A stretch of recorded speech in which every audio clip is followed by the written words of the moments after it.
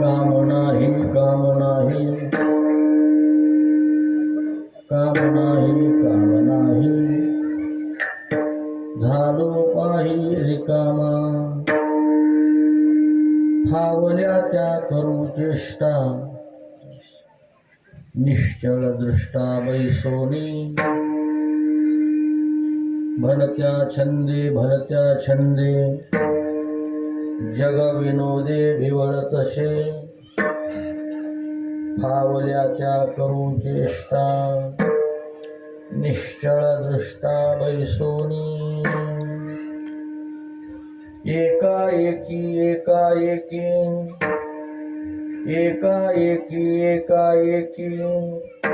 तुका लोकी निराळा फावल्या त्या करू चेष्टा निश्चळ दृष्टा बैसोनी विठ्ठल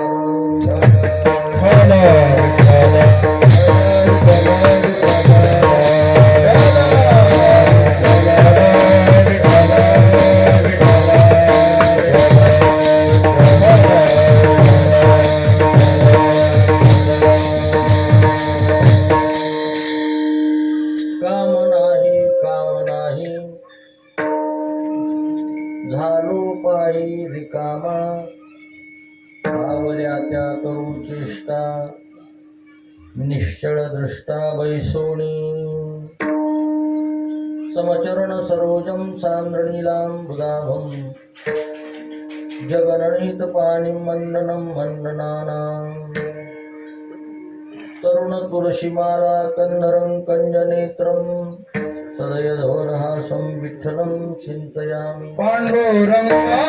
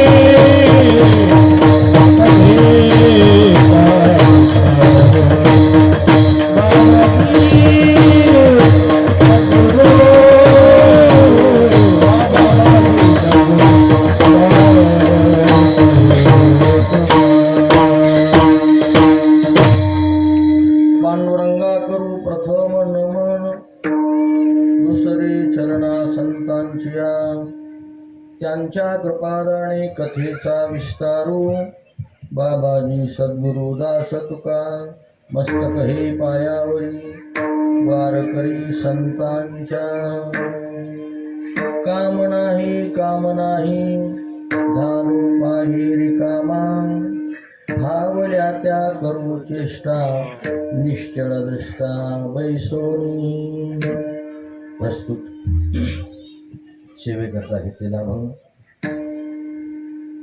विश्ववंदनीय जगद्गुरु श्री संत तुकाराम महाराज यांचा अद्वैत बोध प्रकरणातील सुंदर अशा प्रकारचा अभंग आहे। या अभंगातून तुकोबराय आपलं जीवन सांगतात। आम्हाला काहीही काम राहिलं नाही, आम्ही रिकामे झालो, कुठल्याच प्रकारचं काम राहिलं नाही. आता आम्ही जीवनमुक्त असल्यामुळे जोपर्यंत जीवदशा आहे, स्थूल शरीर आहे, तोपर्यंत आपलं जे काही आम्हाला करायचं आहे, पुढे या मला पुढे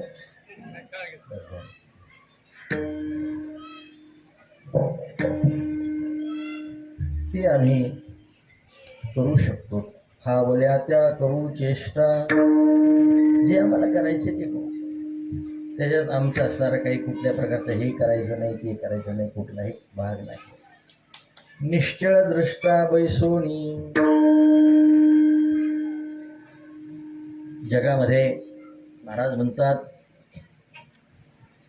तुम्ही आम्ही जीव, मी आणि माझं, त्या उपाधीला घेऊन अनेक प्रकारचे छंद करत आहोत. आपल्या जीवनास उपयोगाचे आहेत किंवा नाही, अनेक प्रकारचे छंद, अनेक प्रकारच्या उपाध्या.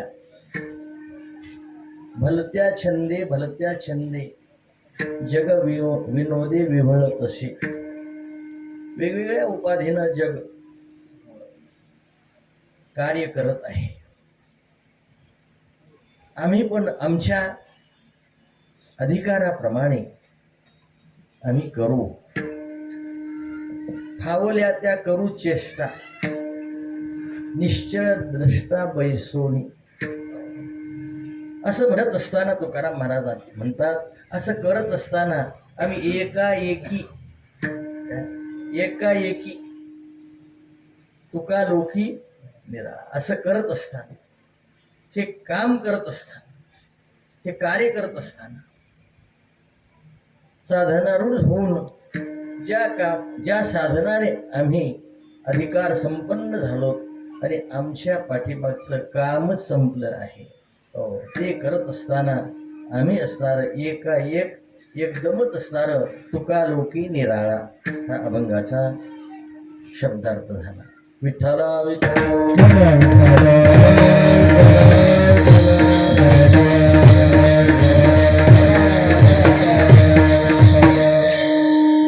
आज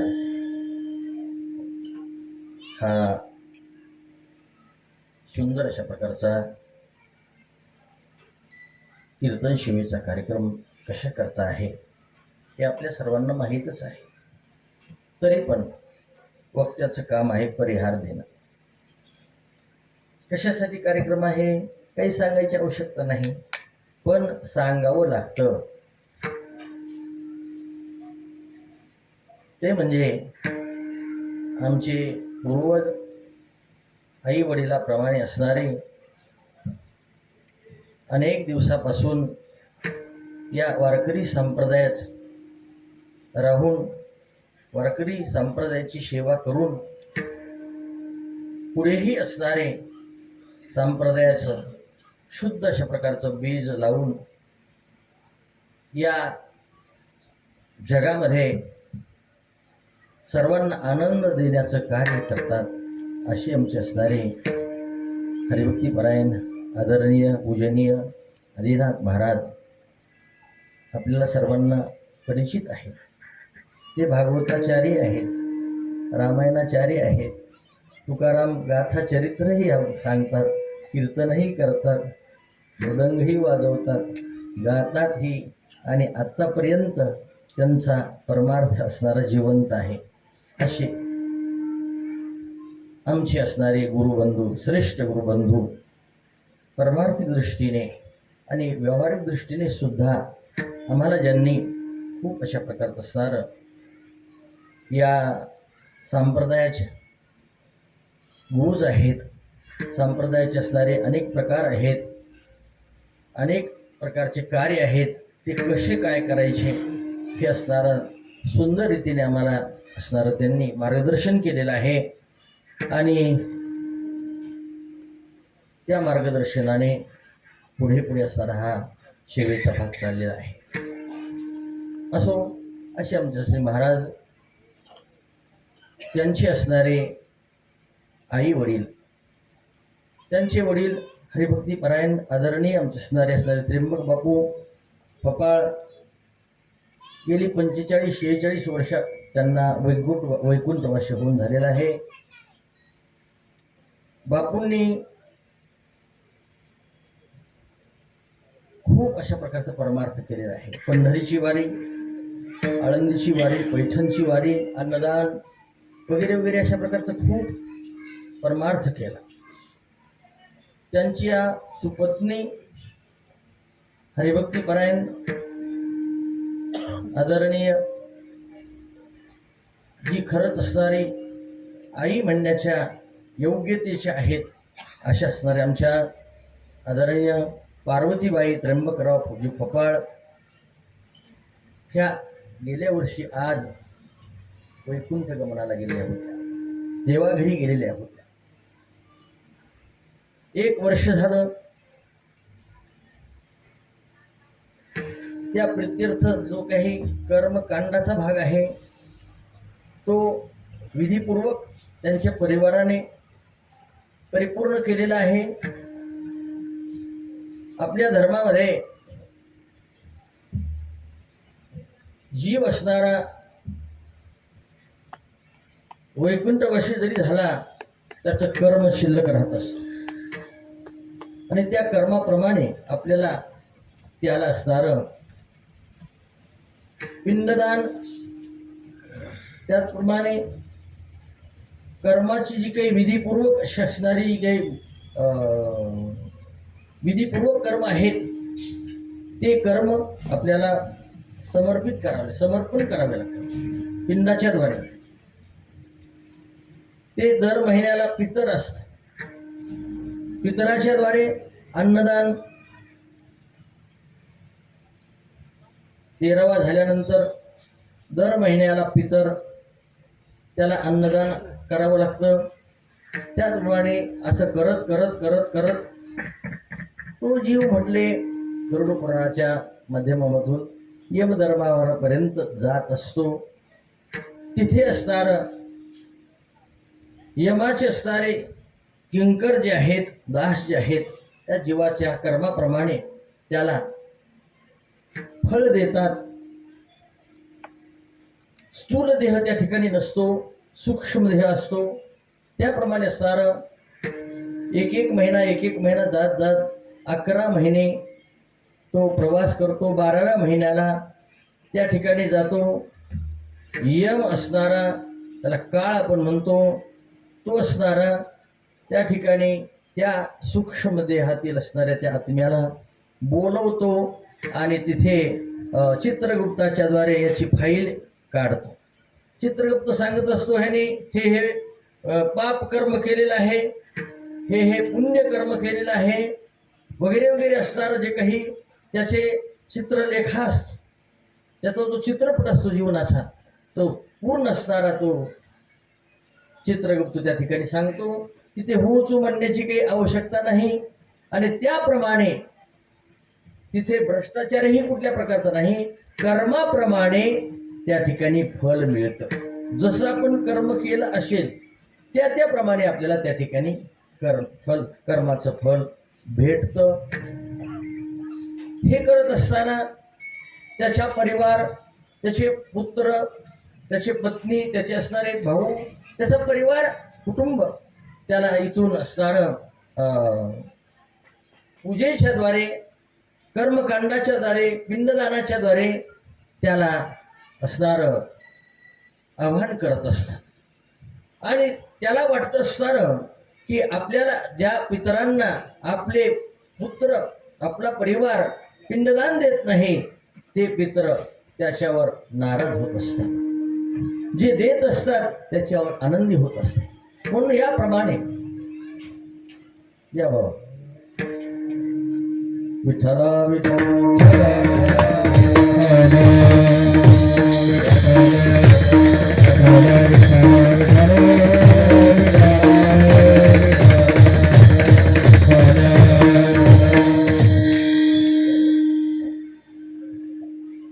मलाही वाटत होतं बाबा जावा निवड घ्या, तुमच्याकडे बघून नको वाटायला बाबा. पाहिल्यावर मला नको वाटायला आता. बाबांनी नर्मदेची परिक्रमा केलेली आहे. खूप असणारं ती परिक्रमा एक फार मोठं तप आहे आणि ते तपाचं फल फार मोठं आहे. परंतु करत असताना काय होतं हे करणाऱ्यालाच माहिती आहे. आपण फलाकडे पाहतो, त्याच्या असणाऱ्या कार्याकडे पाहतो. असो, बाबांनी परिक्रमा केली, चांगल्या प्रकारचं असणारं त्यांना ईश्वर फल देवो ही प्रार्थना करतो. त्यांचं जीवन गोड होवो ही प्रार्थना करतो. याप्रमाणे तो जीव असणारा 12 महिन्याला त्या ठिकाणी गेल्यानंतर त्या ठिकाणी आपल्या संस्कृतीप्रमाणे एक वर्ष श्राद्धाचा कार्यक्रम करावा लागतो. गंगा पूजनाचा आणि 13व्या दिवसाचा कार्यक्रम झाल्यानंतर जो त्याच्या अंतिम अशा प्रकारचा जो कार्यक्रम आहे त्याचं नाव आहे वर्ष श्राद्ध. या ठिकाणी जीवाला कर्माचं फळ मिळून तो जीव आपला आता या ठिकाणी राहिला नाही. या ठिकाणी तो जीव पूर्वजामध्ये मिळतो. अलीकडच्या काळामध्ये आपल्या घरामध्ये काही लग्न कार्य असलं काही असलं म्हणजे ते गेले जातात मिळवा मिळत नाही. तो एका वर्षालाच मिळत असतो. बरोबर देवा, 1 वर्षाला तो आपोआप मिळतो. आणि ते शास्त्र अशा प्रकारचं आहे. त्याप्रमाणे 1 वर्षाला तो जीव आपल्या पूर्वजामध्ये आपल्या असणाऱ्या पितृलोकामध्ये तो असणारा प्राप्त होतो आणि त्या ठिकाणाहून असणारं त्याचं जे कर्म आहे त्या कर्माप्रमाणे त्याला पुढील अशा प्रकारचा जन्म मिळत असतो. हा तात्पर्य अर्थ अशा प्रकारचा आहे. विठाला म्हणून हा कार्यक्रम त्यांचे असणारे सुपुत्र वैकुंठवासी ज्ञानदेव येत नाहीतच आता. त्याचप्रमाणे त्यांचे सुपुत्र अनिरुद्ध, त्यांचे सुपुत्र म्हणजे पार्वतीबाईंचे सुपुत्र हरिभक्तीपरायण आदरणीय आदिनाथ महाराज, आदरणीय असणारे कृष्णदेव, जे वारकरी संप्रदायामध्ये खूप अशा प्रकारचं असणारं सुंदर अशा प्रकारचं कार्य करत आहेत. त्या तिघांनाही पुत्रप्राप्ती आहे. मुली आहेत पार्वतीबाईंना 2. हे 3 मुलं आहेत. 1 वारलेले आहेत, 2 हयात आहेत. त्यांचे पुत्र असणारे अनिरुद्धजी, महाराजांचे पुत्र बुद्धवराव, त्याचप्रमाणे प्रल्हादराव आणि आमचे असणारे परमेश्वर महाराज, हे सर्व असणारे फार मोठे परमार्थात प्रचलित आहेत. त्यांच्या जीवनापासून 5वी पासून हे भजन ते करतात. त्याचप्रमाणे आमचे असणारे कृष्णदेवाचे चिरंजीव बाबासाहेब पुरुषोत्तमराव, हा परिवार वारकरी संप्रदायाचा सज्जन परिवार आहे. वारकरी संप्रदायाच्या साधू संतांचा यांना कृपाशीर्वाद आहे. अनेक संतांनी यांच्या मस्तकावर कृपाशीर्वादाचं दान दिलेलं आहे. असं असणारा हा सुंदर परिवार त्यांच्या मातोश्री जाऊन 1 वर्ष झालं. त्याचा वर्ष श्राद्धाचा कार्यक्रम आहे. या कार्यक्रमाकरता बरीचशी असणारी सर्व मंडळी या ठिकाणी आलेली आहेत. आमचे फडकरी मोहितियान हरिभक्तीपरायण आदरणीय मोहितियांना, त्याचप्रमाणे आमचे हरिभक्तीपरायण भगवान बाबा पातुर्डकर, तसेच असणारे अनेक महाराज मंडळी या ठिकाणी आनंदगावकर आहेत. त्याचप्रमाणे या परिसरातील दुसऱ्याही परिसरातील आमची असणारी सर्व महाराज मंडळी, महाराजांच्या प्रेमास्तव, मला सर्वांची नावं माहीत नाही बरं माफ करा, सर्वांचे जरा नाव थोडं आठवणीत नाही, तर माहिती असतील पण आठवणीत नाही. हे आलेले आहेत. पाहुणे मंडळी ही सर्व या ठिकाणी आलेली आहे. परिसरातील पारमार्थिक हितचिंतक, गायक, वादक आलेले आहेत. पंचक्रोशीमध्ये सर्व जे काही शुद्ध असा सारा परमार्थ करणारी मंडळी आहे ती या ठिकाणी आलेली आहेत. त्याच्यामध्ये असणारे आमचे हरिभक्तीपरायण लक्ष्मण अण्णा, बालासाहेब, आमचे हरिभक्तीपरायण गुरुबंधू भागवत महाराज, आमचे सहकारी आहेत हे या ठिकाणी आलेले आहेत. गोविंद महाराज, उद्धव महाराज, सर्व भजनी मंडळी. मला अर्धा तास फक्त दिलेला आहे बरं. किती? अर्धा तास. मसलेकर मंडळी जी तुकाराम महाराजाची शुद्ध अशा प्रकारची पवित्र सेवा करतात. संपूर्ण जीवन असणारं ग्रस्ताश्रमामध्ये स्वीकारून आपली असणारी ही जी सेवा आहे, निष्काम सेवा तुकोबारायाच्या चरणी अर्पण करतात. आमचे असणारे मृदंग वादक गोरक्षनाथ महाराज, वैभव महाराज, सुंदर अशा प्रकारच्या ठिकाणी वादक आहेत. अनेक वादक या ठिकाणी आहेत. वादक म्हणजे वाद करणारे नाही बरं का, मृदंग वाजवणारे. आमचे असणारे हरिभक्तीपरायण आदरणीय तुकारामजी नाना हे या ठिकाणी हजर आहेत. एकापेक्षा एक या ठिकाणी सर्व मंडळी जावाई आलेले आहेत.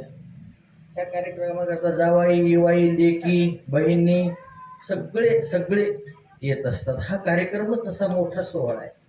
हे एक फार मोठं छोटूस अशा प्रकारचं एक मध्यम म्हणण्यापेक्षा चांगल्या प्रकारचं असणार हे वर्ष श्राद्धाचा कार्यक्रम. त्याच्यात कपडे करावे लागतात सगळ्यांना, ते सगळे कपडे आणतात. खूप एखाद्या लहानशा अशा प्रकारच्या लग्न कार्यासारखंच असणारं हे एक कार्य आहे. फार मोठं कार्य, फार सुंदर अशा प्रकारचं. ही शेवटची आठवण आहे. ही कशी शेवटची आठवण आहे, शेवटचं कार्य. महाराजांनी सांगितलं तुम्हाला यावंच लागेल. वास्तविक पाहता आज कानसोर या ठिकाणी आपल्याला माहिती आहे तुळशी दर्शन आहे. खूप सुंदर अशा प्रकारचं तुळशी दर्शन झालेलं आहे. आनंद वाटला. आणि महाराजांच्या म्हणण्याप्रमाणे महाराजांनी असणारं आग्रह केलेला आहे. आग्रह करण्यापेक्षा कर्तव्य आहे, माझं सुद्धा कर्तव्य. कारण तेही कार्यक्रम चालूच आहे, पण हे कार्यक्रम पुढच्या वर्षी नाही. हे माझाच कार्यक्रम आहे. हे सर्व माझे बंधूच आहेत. परमार्थामध्ये प्रपंचाचं काय, प्रपंच असणारच, हे सगळं असणारा वेगवेगळ्या प्रकार आहे. करिता विचार तो हा दृढ संसार आहे, त्याचा विचारच करायचा नाही. पण परमार्थिक क्षेत्रामध्ये सर्व तुम्ही आम्ही बंधू आहोत, मायबाप आहोत. सर्वांना असणार आपल्या संतांनी एकच सांगून गेलेलं आहे, मार्ग दावणी गेले आधी दयानिधी संत ते. त्यांनी वैकुंठाहून या ठिकाणी येऊन मार्ग दाखवला आणि त्या मार्गाने तुम्ही जा, इतर मार्गाने जाऊ नका असं तुम्हाला आम्हाला सर्वांना सांगितलं. का आपल्या भागातल्या वारकऱ्याला सांगितलं, तिकडच्या भागातल्या वारकऱ्याला सांगितलं नाही, मोहित्यांना तुम्हाला सांगितलं नाही का? सगळ्यांना सांगितलं. सगळे जे काही वारकरी आहेत, वारकरी पंथामध्ये जे आहेत, वारकरी पंथाचे अनुयायी आहेत, त्यांना सगळ्यांना सांगितलं तुका म्हणे तुम्ही चला याची वाटे हरवशेनी भेटे पांडुरंग. जुना काळ आपल्याला ठिकाणी वर्णन करायचं नाही. आज असणार हे त्याप्रमाणे हे आजचं कार्य वर्ष श्राद्धाचं कार्य खूप सुंदर आहे. आई वडिलांच्या आठवणी. आई वडील हे आपल्या धर्मामध्ये देव आहे. शास्त्राने ते देव सांगितलेले. शास्त्र सांगतो मातृदेवो भव, पितृदेवो भव, आचार्य देवो भव, अतिथी देवो भव. हे आपल्याला शास्त्राने सांगितलंय. आणि आपण शास्त्र मानणारे, वेद मानणारे, पुराण मानणारे आणि संतांना मानणारे मंडळी. पिता प्रत्यक्ष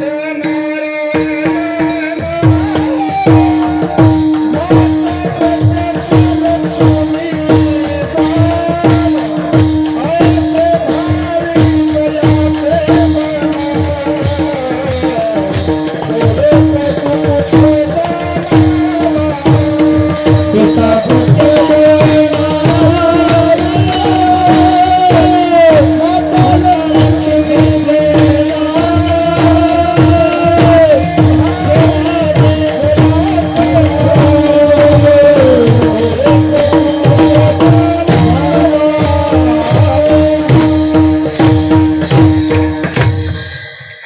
पिता प्रत्यक्ष नारायण, माता लक्ष्मी, आता लक्ष्मी नारायण.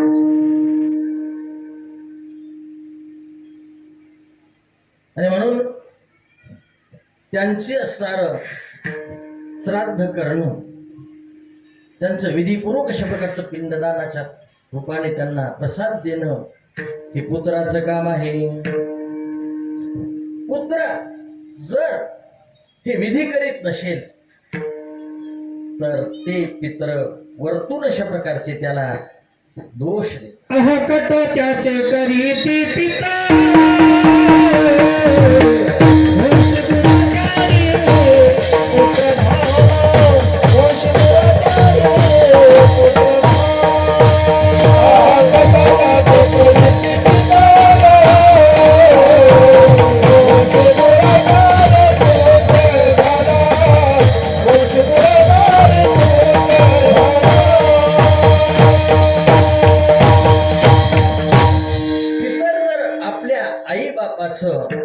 पितृलोकामध्ये पितरांचं पितर करत नसेल, श्राद्ध घालीत नसेल तर ते पितर त्याला दोष.